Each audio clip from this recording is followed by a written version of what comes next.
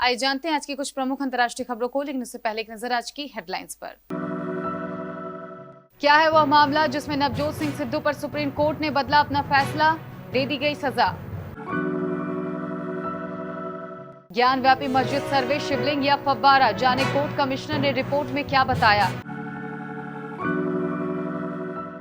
SC ने Varanasi court को कोई आदेश जारी नहीं करने का निर्देश दिया, अगली सुनवाई सोमवार को।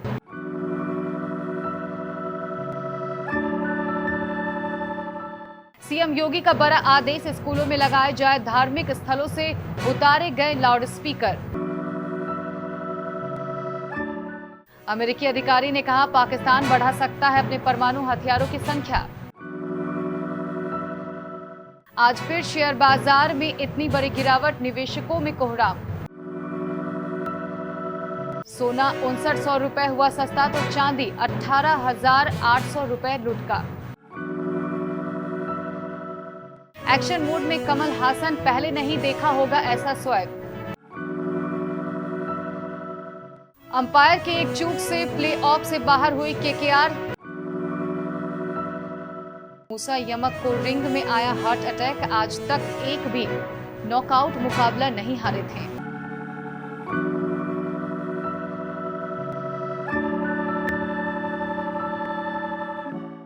भारतीय क्रिकेट टीम के पूर्व बल्लेबाज और कांग्रेस नेता नवजोत सिंह सिद्धू को रोडरेज मामले में 1 साल कैद की सजा सुनाई गई है।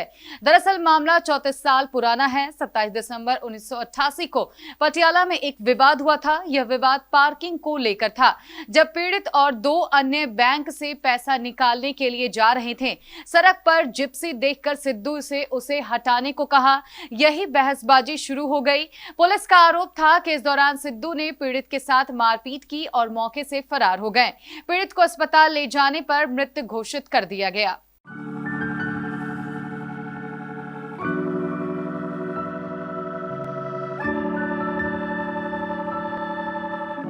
ज्ञानव्यापी मस्जिद में सर्वे के बाद रिपोर्ट गुरुवार को वाराणसी सिविल कोर्ट को सौंप दी गई है। 3 दिन तक सर्वे के बाद कोर्ट कमिश्नर विशाल सिंह की ओर से सौंपी गई रिपोर्ट में कई अहम बातें कही गई है। अजय कुमार मिश्र की तरफ विशाल सिंह की रिपोर्ट में भी मस्जिद परिसर में हिंदू आस्था से जुड़े कई निशान मिलने की बात कही गई है। रिपोर्ट में शिवलिंग बताए जा रहे पत्थर को लेकर भी डिटेल में जानकारी दी गई है।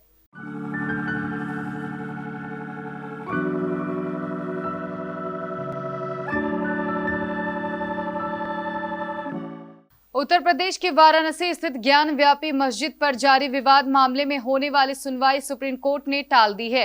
इसके साथ ही कोर्ट ने वाराणसी कोर्ट को निर्देश दिया है कि वो मामले से जुड़ा कोई आदेश कल तक जारी ना करे।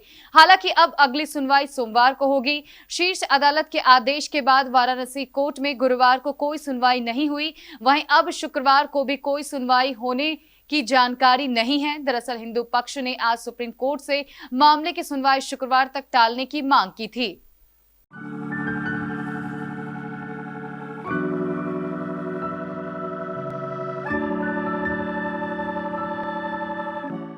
उत्तर प्रदेश के मुख्यमंत्री योगी आदित्यनाथ ने कहा कि संवाद के माध्यम से ही हमने अनावश्यक रूप से लगाए गए लाउडस्पीकरों को हटाने में सफलता पाई है।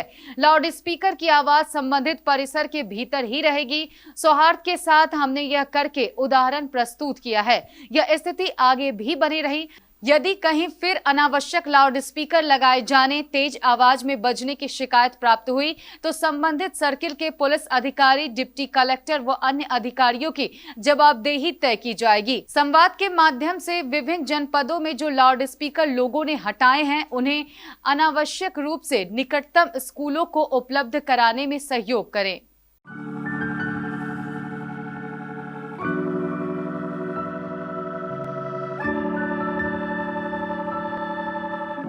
अमेरिकी रक्षा मुख्यालय पेंटागन के शीर्ष खुफिया अधिकारी ने कहा है कि भारत के परमाणु हथियारों की संख्या और उसकी सैन्य ताकत को देखते हुए पाकिस्तान अपने परमाणु हथियारों की संख्या बढ़ा सकता है। अधिकारी के मुताबिक पाकिस्तान परमाणु क्षमताओं का आधुनिकीकरण और विस्तार करना जारी रखेगा।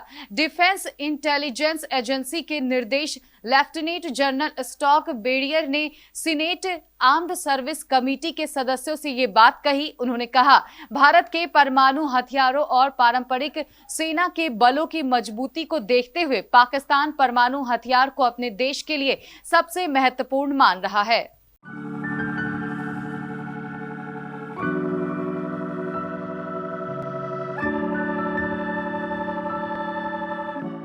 पिछले साल अक्टूबर में ऑल टाइम हाई छूने के बाद शेयर बाजार में बिकावली का दौर जारी है। तब से अब तक घरेलू शेयर बाजार 15% से ज्यादा टूट चुके हैं। पिछले सप्ताह से तो गुरुवार का दिन बाजार के लिए डरावना साबित हो रहा है। आज लगातार दूसरा गुरुवार ऐसा है जब BSE सेंसेक्स और NSE निफ्टी दोनों ने इन्वेस्टर्स को तगड़ा झटका दिया है।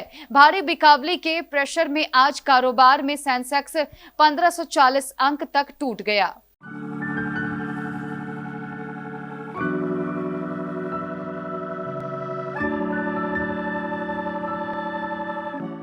शादी ब्याह के लगन के सीजन में अगर आप भी सोना या फिर सोने के गहने खरीदने का मन बना रहे हैं तो आपके लिए अच्छी और जरूरी खबर है।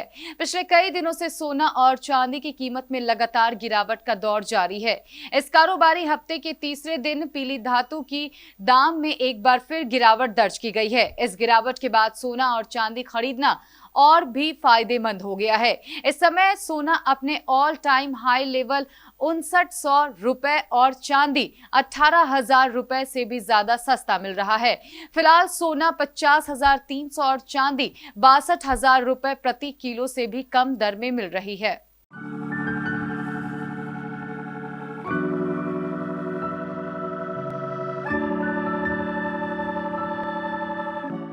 साउथ सुपरस्टार कमल हासन के हिंदी फैंस के लिए गुड न्यूज है।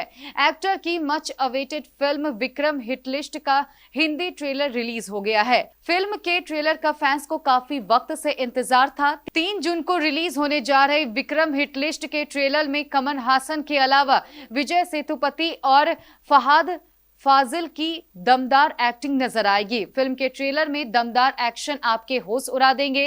विजय सेतुपति, फहाद और कमल हासन ट्रेलर में शानदार लगे हैं। तीनों जब जब स्क्रीन पर आते हैं छा जाते हैं। बैकग्राउंड स्कोर, एक्शन और फाइट सीक्वेंस में जान फूंकता है। विजय सेतुपति का खूंखार अंदाज आपको कायल करा देगा।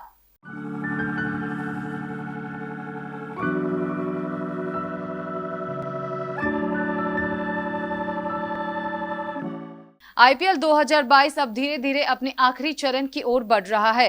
प्लेऑफ में पहुंचने के लिए 2 टीमों ने अपनी जगह पक्की कर ली है और कई टीमें इस लीग से बाहर भी हो चुकी हैं।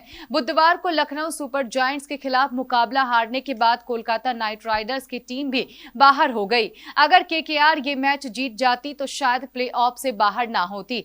KKR के इस हार में अंपायर का भी एक गलत फैसला शामिल था। IPL 2022 में खराब अंपायरिंग इस पूरे सीजन ही देखने को मिली है। KKR और लखनऊ के मुकाबले में भी कुछ ऐसा ही देखने को मिला। KKR की टीम ये मैच सिर्फ 2 रनों से हार गई और प्ले ऑफ में पहुंचने का उसका सपना ही टूट गया। एक समय तो ऐसा लग रहा था कि KKR के घातक बल्लेबाज रिंकू सिंह आराम से अपनी टीम को ये मैच जिता देंगे, लेकिन वो अंत में आउट होकर लौट गए।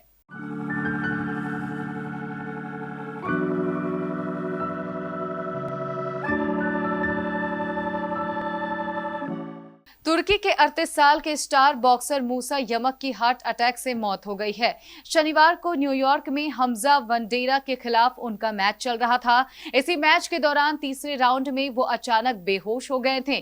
तुर्की के अधिकारी हसन तुरान ने उनके निधन पर ट्वीट करते हुए लिखा, हमने अपने हमवतन मूसा अस्कान यमक को खो दिया है, जो अलुकड़ा के एक मुक्केबाज थे। मूसा ने कम उम्र में यूरोपीय और एशियाई चैंपियनशिप में अपना नाम किया था। मूसा यमक और हमजा वंडेरा का मुकाबला लाइव चल रहा था। इस दौरान मैच के तीसरे राउंड के शुरू होने के कुछ देर पहले यमक रिंग में गिर गए थे।